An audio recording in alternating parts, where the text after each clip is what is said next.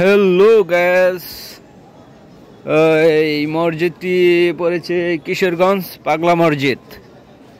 আপনারা সবাই যদি পাগলা মসজিদে আসেন তাহলে কিশোরগঞ্জ পাগলা মসজিদ। তারপরে দেখা যাচ্ছে সারা বিশ্বের মধ্যে অথবা সারা বাংলাদেশের মধ্যে এই পাগলা মসজিদে সবাই দোয়া খেরাত করতে আসে। সবাই ভালো থাকেন আর আমার ভিডিওটি দেখেন।